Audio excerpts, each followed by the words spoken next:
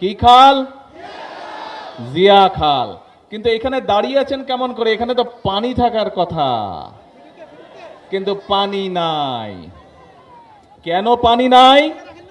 পানি নেই কারণ এই খালগুলো আজকে বন্ধ হয়ে গেছে, ভরাট হয়ে গিয়েছে, বিভিন্ন জায়গায় খাল দখলও হয়ে গিয়েছে।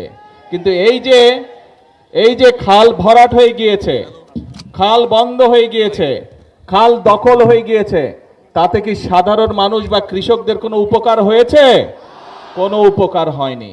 এখন আজকে আমরা এসেছি এই খালটি আবার পুনর্খনন করতে।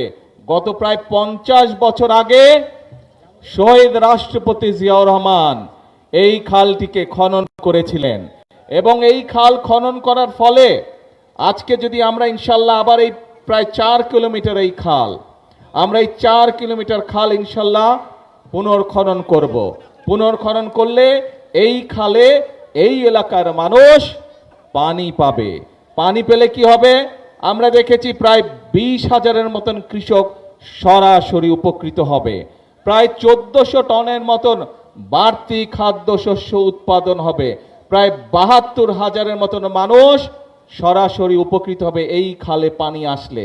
এখন প্রিয় ভাই বোনেরা, এই যে 18,000 কৃষকের কথা বললাম, এই যে 1400 টন প্রায় বাড়তি খাবার যে উৎপন্ন হবে এই খালে পানি আসলে, প্রায় 72,000 মানুষ সরাসরি উপকৃত হবে। এই মানুষগুলা কি অন্য এলাকার নাকি এই এলাকার? এই এলাকার। তাহলে এই খালে পানি থাকলে উপকারটা কাদের হবে ভাই? এই এলাকার মানুষের হবে। প্রিয় ভাই বোনেরা, শুধু তাই নয়, ইনশাল্লাহ এই খাল খনন যখন পুনর্খনন যখন শেষ হয়ে যাবে, আমরা ইনশাল্লাহ এই খালের দুপাশ দিয়ে প্রায় 3,000 বৃক্ষরোপণ করব। বহু মা বোনেরা আছেন যারা ঘরে হাঁস পালেন বা হাঁস পালতেন আগে, কিন্তু এই খালে পানি না থাকার কারণে অনেকের ঘরে সেটা সম্ভব হয় না। কিন্তু যখন খালে পানি থাকবে তখন মা বোনদের জন্য একটি বাড়তি রোজগারের সুবিধা হবে হাঁস পালনের মধ্যে দিয়ে। সম্ভব এটা?